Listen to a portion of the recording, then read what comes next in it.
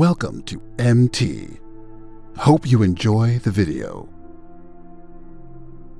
And one thing that is good, and if you need to do this, it's a good tool that'll help you out. Write the stuff down that you know you're supposed to do tomorrow, and then when you wake up, you do the stuff that you're supposed to do. That's what you do. I used to make checklist after checklist after checklist of things that I needed to do, and when I was in the military, I did that. I don't have as many things to do now because they're all just bigger chunks of things. But yeah, it's a great way. And then what you do is you wake up in the morning, you look at the list of the things that you're supposed to do, and you do them. When I got 4 kids, and as I was raising my kids and I would be out shopping for books for them, it was like every book was encouraging the kids to be weak. Yeah. And the one that pushed me over the edge was a book about pirates, and I grabbed it for my son, and I picked it up and I'm looking through it, and I think, it's a pirate book. I mean, pirates are pirates, right? Yeah, they're not weak. They're anything but weak. Right. They're attacking people and they're pirates. And I get this pirate book, and these pirates were anything but pirates. They were just really pathetic human beings. And so I said to myself, this is ridiculous. And that's one of the things that pushed me to write Way of the Warrior Kid, so that kids could say, it's okay to want to be strong. It's okay to want to be smart. It's okay to want to do better in school. It's okay to want to stand up to other people if they're trying to pick on you. Yeah, that's okay. And the outcomes in the book are, I think, prove that actually is a very good way to live. Accountability is tricky because people confuse accountability with lack of compassion, and I don't see it that way. I view accountability as what can I control? And so, when things like this happen, people blame. People want to blame China. People want to blame their own government. People want to blame their boss, their spouse, the system. And oftentimes there's validity in those things. The question becomes, what are you going to do about it? You can go political and talk about voting. You can talk about people that are in really suppressed places about leaving if they can. Some places you can't even leave, but leaving if you can. For me, it's accountability. What can I do? When a lot of in a very small, not as heady conversation, when my company is in trouble when COVID hits because clients are telling us they're not going to pay, they have to reduce scopes. First I stop paying myself, then I stop wasting money on dumb stuff. So I look at all our expenses. Then, unfortunately, the worst of the bunch, I have to let some people go so the whole company can pay its bills. Life. And so I like accountability. I like, what am I going to do about it? And I don't think it's fun or healthy to feel helpless. And I think it leads to a lot of bad things. That doesn't mean that I don't have compassion for people that are in precarious positions. It's just that I think it's very empowering for people to try to hack, to think, what are they going to do? Now, the final one was perspective, the P. We've already touched on that, which is I use perspective and gratitude a lot. My perspective leads to gratitude. It could be worse, right? My perspective is it could be worse. What's your goal in life? What's your purpose? What do you want to accomplish? What do you want to knock down? Where's your axe? What are your tools? What is it that you're going to use to effectively go after that goal 5 times a day? What is it? Because whatever that is, if you use it 5 times a day, every day, you'll be highly successful. For example, I write books. So let me just put that in writing for a moment. I've written 73 books. Jason, that was a nice introduction. It's 22 million, not 19.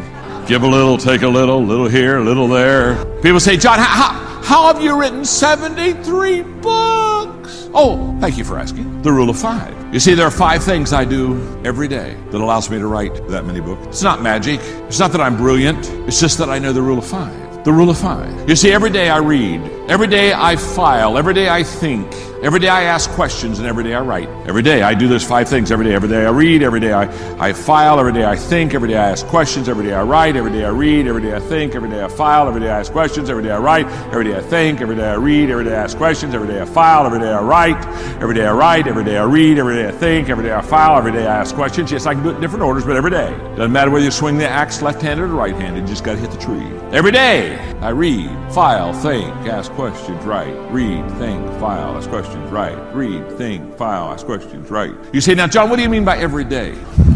This is where it gets a little long sometimes. What I mean by every day is Every day. Now you say, now let me, when you say every day, do you mean, do you do that on Sunday? Every Sunday I read, think, file, ask questions, write. Do you do that on your birthday? Every birthday. Guess what? Every birthday I read, think, file, ask questions, write. Do you do that on Christmas? Guess what I do every Christmas? Every Christmas I read, think, file, ask questions, write. Do you do this when you're not feeling well? Can I tell you when I'm not feeling well? Even I'm not feeling well. Guess what I do every day? Every day when I'm not feeling well, I think, write, ask questions, do all those things every day. You say every day. At the age of 17, I started filing. I've never missed a day. I don't have 100 quotes. I don't have 1,000 quotes. I have tens of thousands of quotes. I don't have 100 stories. I don't have 1,000 stories. I have 10,000 stories. Where did you get all those stories? Where'd you get all those quotes? Well, let me tell you something. Guess what I do every day? See, we overestimate what we can do in a day, and we underestimate what we can do in several days. When you come into your time, don't worry, enemies are going to hurry out of your way. That addiction, the depression, the anxiety, it's not permanent. It's about to hurry out of your way. It's going to happen quickly. You didn't see any sign of things changing. Nothing looked any different. Then suddenly the waters part. Suddenly your health turns around. Suddenly the door opened. God knows how to take things that look permanent and quickly change them. When God told Moses to hold up the rod and the waters would part, I can imagine he was tempted to reason it out. God, what do you mean? These waters have been like this for years. You would think if the Israelites were going to somehow get across, it would take months for the waters to recede, become less and less. Maybe God would send a big drought. But when God spoke to Moses, nothing looked any different. Everything in his mind said it's impossible. It would take months or years of a drought. God, we only have a few hours before we're going to be recaptured. But God doesn't always do things on a normal timetable. He specializes in doing a quick work. He knows how to speed things up. What could have taken years, in one moment, God caused the winds to blow the waters back. They hurried out of the Israelites' way. Now you may have obstacles in your life that look permanent, but God is about to have them hurry out of your way.